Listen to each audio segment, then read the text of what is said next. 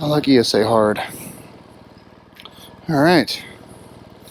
Heated grips are on. We got some mud right here. First ride of the season. Don't fall, Adam. Woo! Oh, baby, we're back.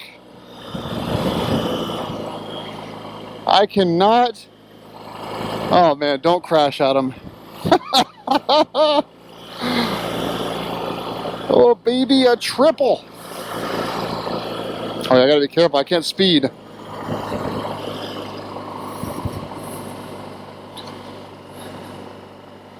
Oh, baby, a triple.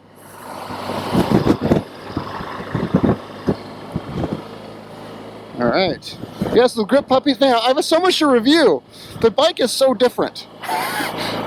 There's so many things I need to talk about with the new bike.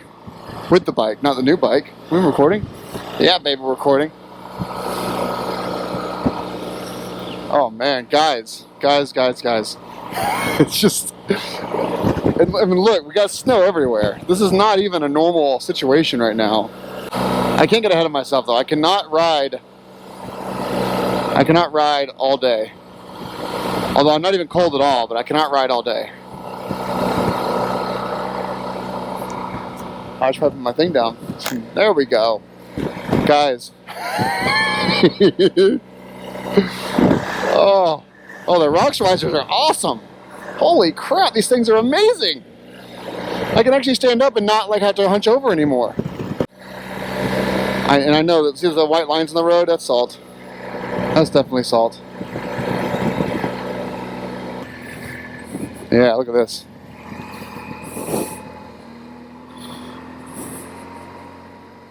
And this suit, though, is so warm.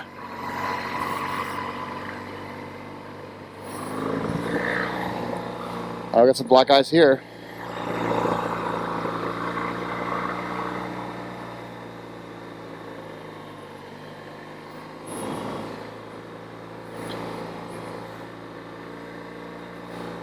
Oh my God. Forgot how fucking fast this thing is. Oh, guys. Oh, I'm not even gonna freaking edit this out, man. I have been working on this bike every single freaking day since December 1st. Every day I've been down in the basement working on the bike. And here we are.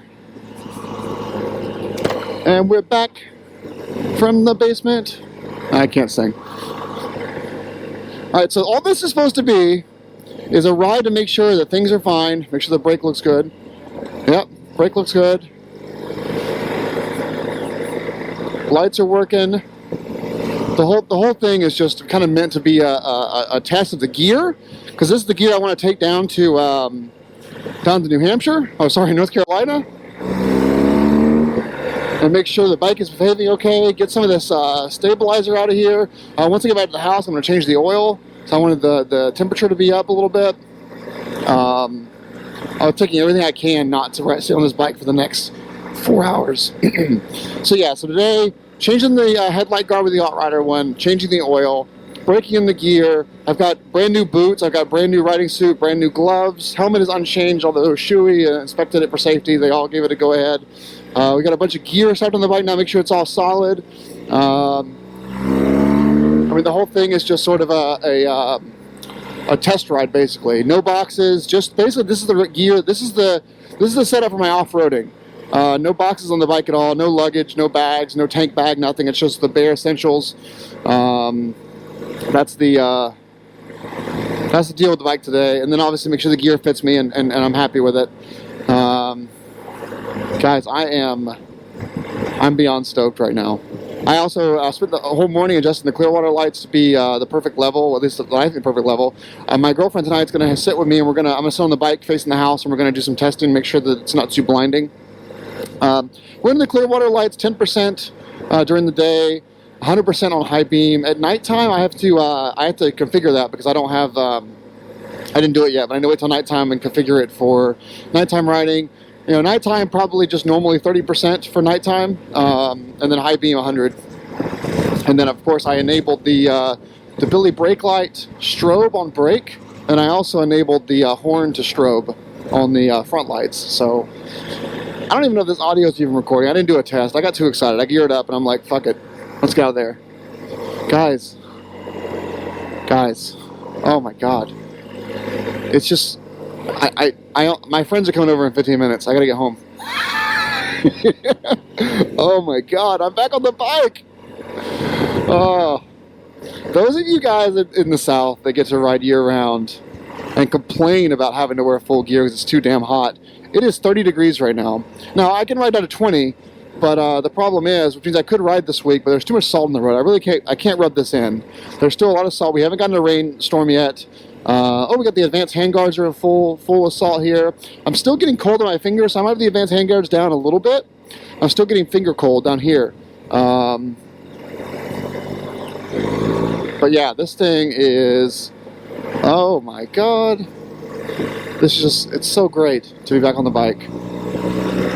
And we're on the TKC 80s, which are in full knobby, 50/50 tires. And yeah, they feel, I mean, I grew up driving Jeep Wranglers with my dad and driving tractors, so I'm used to knobbies in a car. And they have this this rumbling feeling, which is definitely going to lower fuel economy on the highway. But at the same time, when I do go off-road, they're just going to be wicked, wicked, wicked good. I need to find a place to stop so I can like give you guys a tour of what we have going on here. So I should probably turn off here. Yeah, I'll turn off here. Watch out for sand and salt. Hold on, I'm gonna be a cop for a second. Bike feels balanced. It looks like it's hanging to the right a little bit. Oh man, I have these new Gore-tex, Dry-tex, the Forma Terra Evo boots. So I have the Forma Adventure. You can see them right there. The Forma Adventure is boots that you can walk around in all day. You can go shopping in them, you can get off the bike and go hiking for 6 hours. They're really flat with a solid tread, very conservative fit on the or fit on the bottom, but on the and on the top they're a little looser, so it allows you to have a little more flex. So those will be my touring boots. Touring boots and days where I'm kind of on and off the bike running errands. The Forma Adventure will remain to be that boot. This is all salt. Yep, snowmobilers. So the Forma Adventure will remain my main boot for daily riding.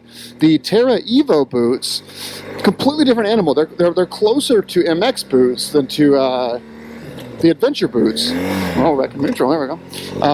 In that they have an elongated sole on the ball of my feet. So when I stand up, instead of having to elongate my toe out to hit the shifter or the brake lever, it's just there. It's hard to explain, but it's just there within reach.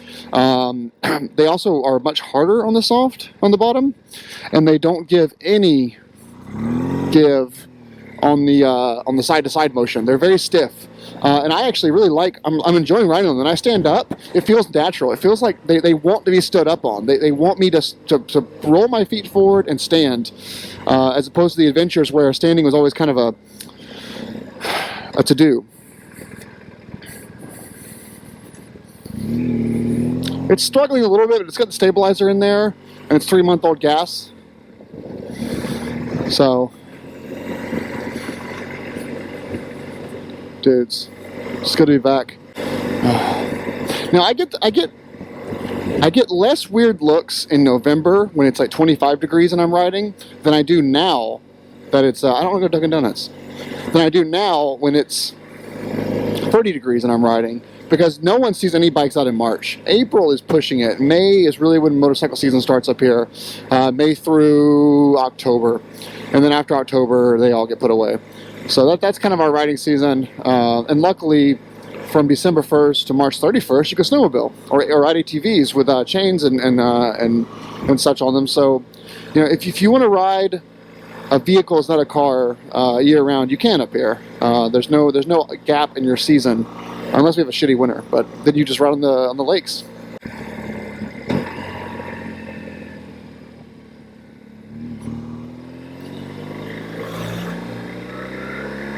Oh, look at this.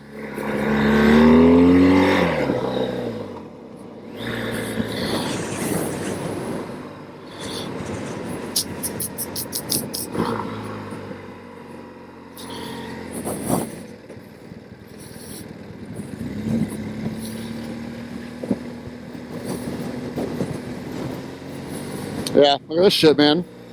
It's actually not icy though, but it's salty.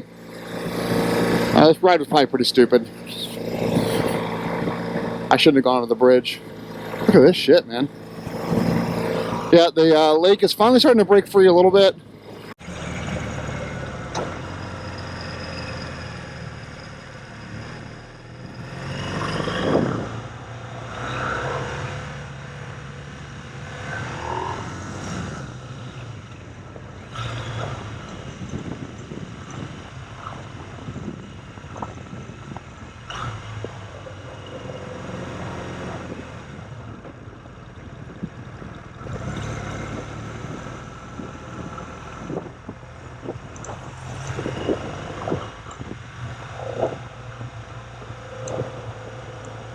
It's gonna be 1 degree tonight though, so and like, you know, lows in the single digits all week, so it's not necessarily going to be oh, it's icy. It's not necessarily going to be a good week for riding. That's why I got out today. Oh, we'll go left here.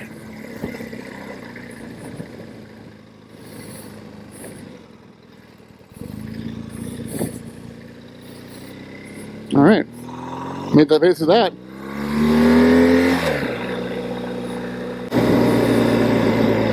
Let's pull over there. That'd be a good place to stop, I think. Hopefully we can turn the bike. It's been a while since we've turned it. There we go.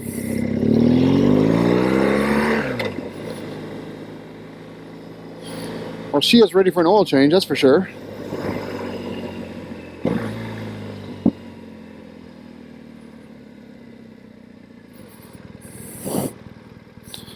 And it's salty up here too. It's salt everywhere. I need to stop complaining about that.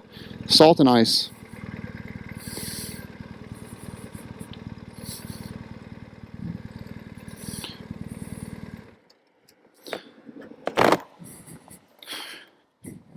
Oh, there's a cop coming.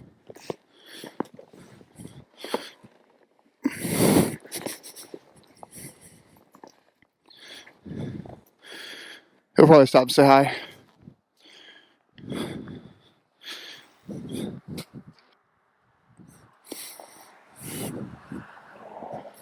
Nope. That's a she, by the way. She's really nice. Oh man, I can actually see. So what I was worried about, by the way, with the powder coat, not powder coating, the spray-on stuff here. Look at that. Is that it would fall apart before the trip, and it would look shitty from the front. Not too bad, but that definitely needs to be properly painted. And then also, it looks like I over waxed this. It's just not looking good in the light. Yeah, I definitely went through some shit there. It's not god awful, but I do need to spray it down now. Look at this. Well, it was beautiful for a few minutes. And I've got, you know, some unsightliness.